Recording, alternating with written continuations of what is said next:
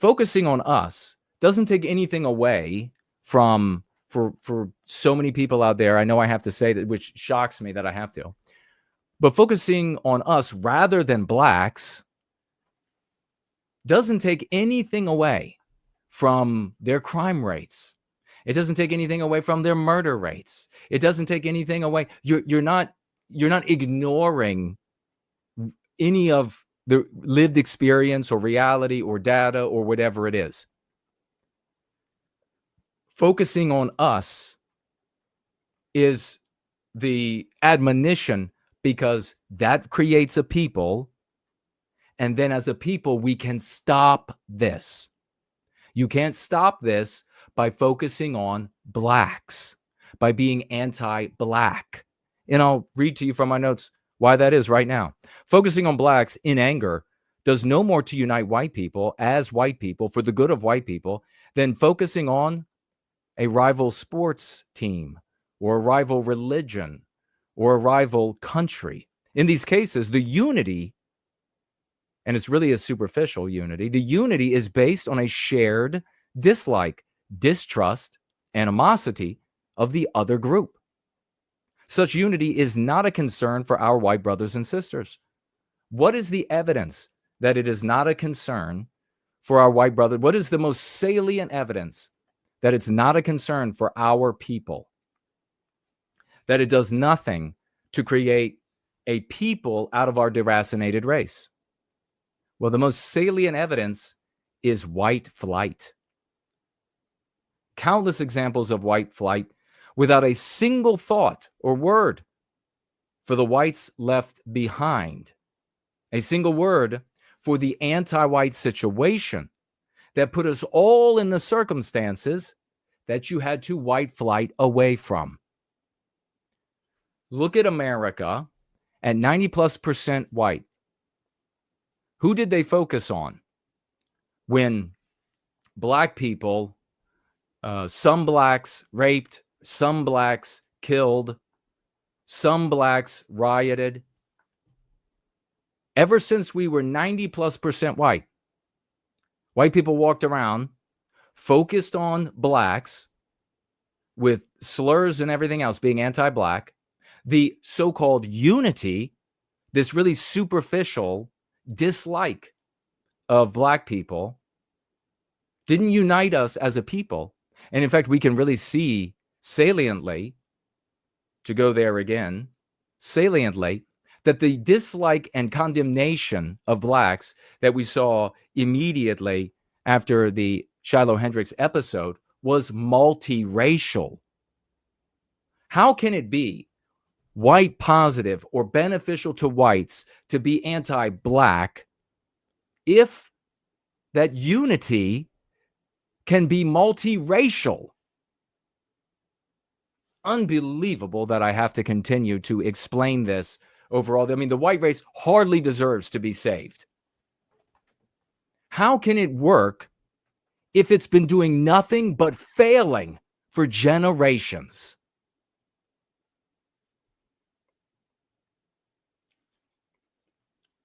The problem of being anti-black, the problem of blacks for white people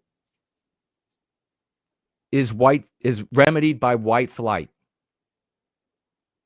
And that's what will continue happening as long as you continue being anti-black rather than focused on white people, white positive, focused on our people.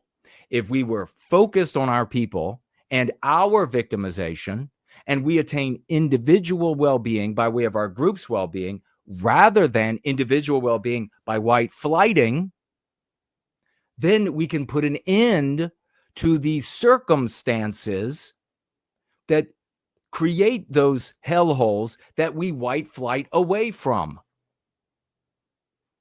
It can't be made any clearer than that.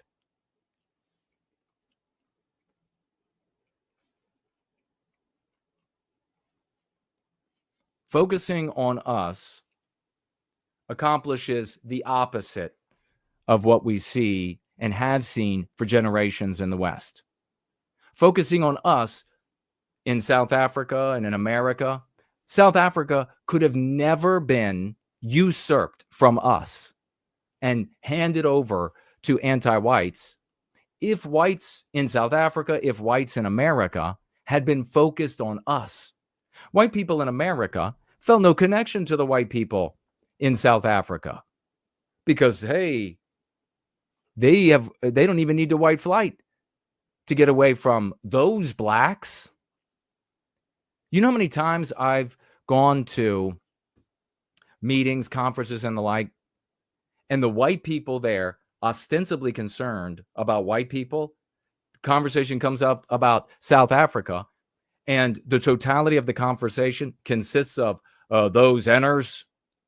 Those are some sadistic enners. Okay, yeah, now what? Now what?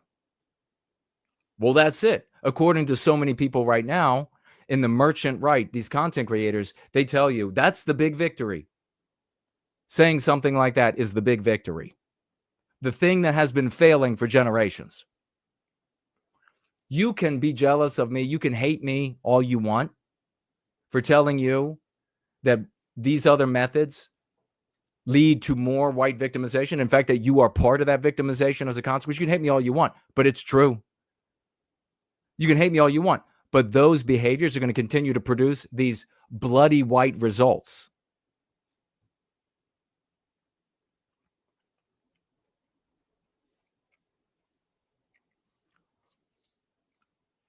Let me also touch upon this question that was asked by Chad. I don't think he's here. I'll take a look at what you all are doing because this is associated with the saying the word enter.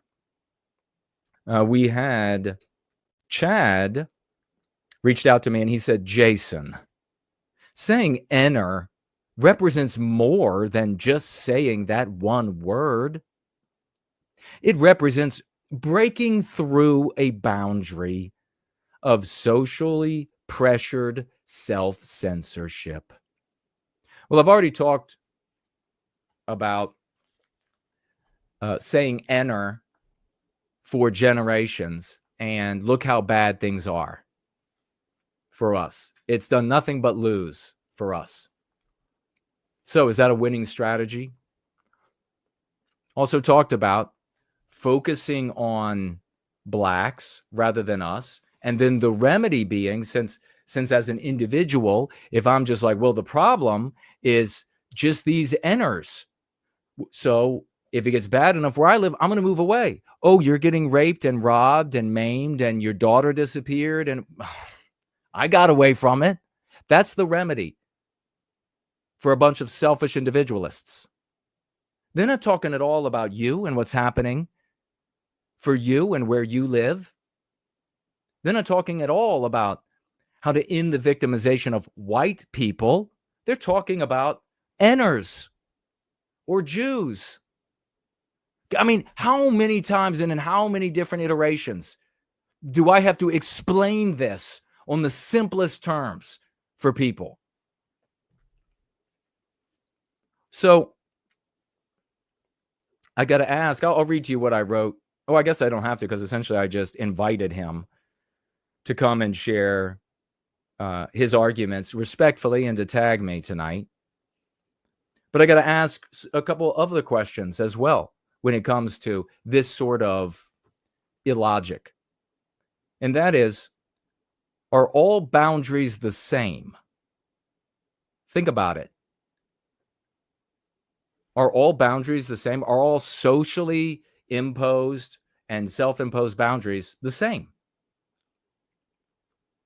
Of course not.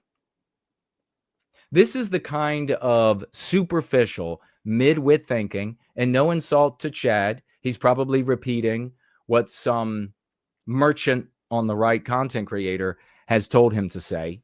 But this is the kind of superficial thinking that is easily accessible to, your average and maybe even above average processing mental power. If you break through a boundary, if they don't want you to do it, it automatically means. No, it doesn't. It absolutely does not.